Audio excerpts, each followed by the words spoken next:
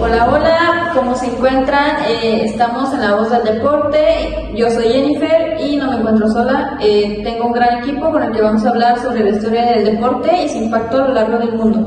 Hola, mi nombre es Jaime y me encantaría saber que no solo el deporte está enfocado a lo físico, sino que también a lo cultural y sobre la historia. ¿Qué tal? Yo soy Abder. A mí me gusta analizar cómo el deporte se ha usado en la política e incluso en los casos de guerra. Hola, ¿cómo están? Yo soy Belén y a mí me interesa mucho el lado humano y cultural del deporte y el cómo refleja cada sociedad. Y yo soy Brittany y a mí me gustaría poner más el enfoque en cómo el deporte ha ido evolucionando y se ha vuelto parte de nuestra identidad. Ahora sí, empecemos con el tema de hoy. Espero que se la pasen muy bien junto con nosotros. El deporte en general nos ha acompañado toda la prehistoria. Al principio estaba ligado sobre correr, lanzas, caza y el defenderse. Eran actividades, pero luego, con el paso del tiempo, se volvieron juegos y competencias. Claro, con el tiempo, en las primeras civilizaciones, el deporte fue adquiriendo un papel social y al igual un papel ritual. Pues no era solo una actividad física, sino que también era una forma de fortalecer la comunidad, rendir culto a los dioses o preparar a los jóvenes en caso de que hubiera guerra. Y más adelante, nuevamente mencionando el tiempo, en la Edad Media aparecieron los deportes caballerescos como las justas o torneos y mezclaban el entretenimiento con el entrenamiento militar. Ya después, en la Edad Moderna, los deportes comenzaron a tener reglas más estrictas y surgieron los clubes, sobre todo en Inglaterra, donde nacieron disciplinas súper entretenidísimas y famosas como el fútbol y el rugby. Sí, pero eso no fue hasta que en el siglo XIX el deporte se consolidó como lo que conocemos hoy en día: confederaciones, reglas internacionales y la recuperación de los Juegos Olímpicos modernos en 1896 gracias a Pierre de Coubertin. Y gracias a todo esto, muchísimo antes, en Roma, los deportes eran muy masivos y espectaculares. ¿Pueden creer que el Coliseo podía reunir 50.000 personas para ver a los gladiadores?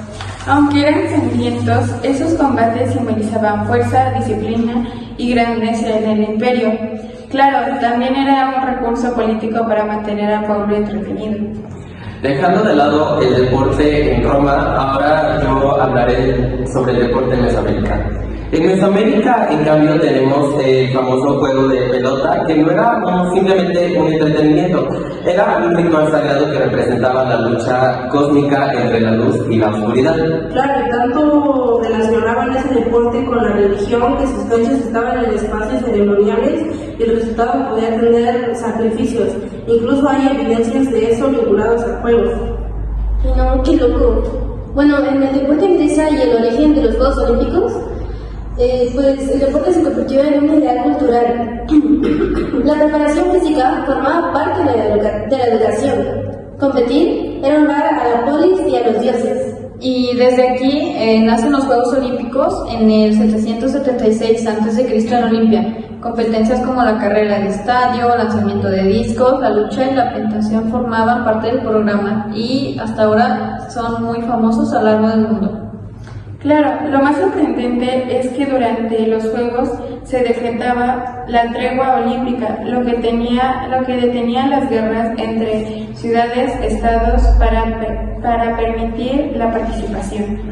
Ahora, hablando del deporte en la política y en la guerra, a lo largo de la historia, el deporte pues también se ha usado como un arma política. En Roma, por ejemplo, para controlar al pueblo, y en Grecia se ha tomado como un símbolo de prestigio.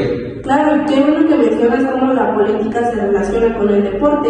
En la historia moderna también, durante la Guerra Fría, las Olimpiadas se convirtieron en un escenario de rivalidad ideológica. Cada medalla era un triunfo simbólico de un modelo político. Sí, incluso hubo boicots. Por ejemplo, en 1980, Estados Unidos no fue a los Juegos de Moscú. Y en 1984, la Unión Soviética respondió no participando en Los Ángeles. ¿Cómo puede ser que por un deporte se hayan peleado y no participar, no? Es algo increíble.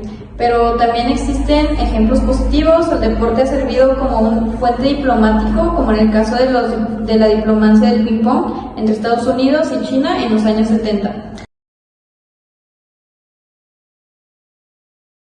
Para finalizar este gran podcast, mi reflexión hacia todo esto es que la historia del deporte nos enseña que siempre ha estado ligado a la vida humana, desde la casa en la prehistoria hasta en los estadios modernos.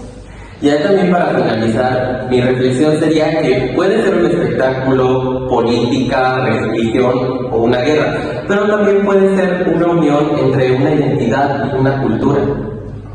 Claro, y el deporte también refleja los valores de cada época que han ido evolucionando y al mismo tiempo nos reta a superarnos como personas y como sociedad. Sí, y pues como dices, aunque ha sido usado para dividir, también su mayor poder sigue siendo a unir a las personas y a uno mismo, ya que no compites con alguien más, sino compites contigo mismo. Como tú lo dices, mi reflexión, siento que el deporte es algo para convivir, más no para destruir amistades o algo así, es para crear vínculos y fortalecerte. Y con esto cerramos el episodio del día de hoy de La Voz del Deporte. Gracias por acompañarnos en este recorrido histórico. Nos escuchamos en la próxima. Adiós.